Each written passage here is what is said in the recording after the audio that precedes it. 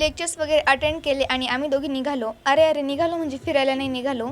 आमचं जरा काम होतं सो आम्ही तिकडे गेलो. आम्हाला घ्यायचे होते बॉक्सेस. इथं एक होलसेलर आहे क्वालिटी बॉक्स म्हणून.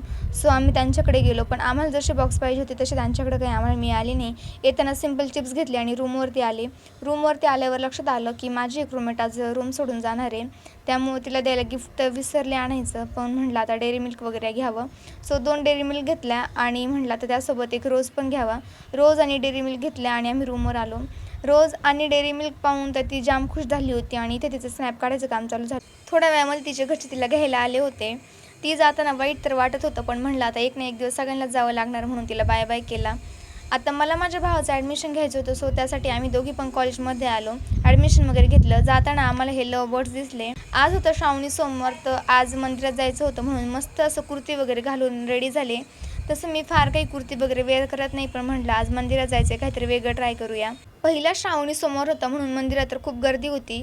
मस्त लाईनीत वगैरे लागलो. छान असं निवांत दर्शन केलं. आता रूमवर जाऊन आम्हाला तसं पण काही कामधंदा नव्हता. म्हणलं थोडा वेळ असंच मंदिरात निवांत बसूया. मग गप्पा वगैरे मारल्या.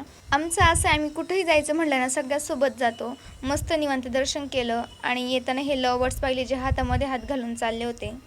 आमच्या इथे एक कॉटन एक्सपो लागला आहे. सो म्हटलं चला जाऊन पाहूया. गेलो. छोटी मोठी शॉपिंग पण चालू केली. तिथं मला हे छोटंसं वॉच दिसलं. आता कोणाच्या हातात येणार आहे हे मला पण नाही माहिती. हे 2 in 1 आहे, म्हणजे किचन पण आहे आणि पेन पण आहे. हे पेप्सीचं आणि स्प्राईटचं झालेलं नवीन इनोव्हेशन आहे. झालं संपलं. आजसाठी एवढंच. उर्वरित गप्पा पुढच्या ब्लॉगमध्ये. Tata bye bye.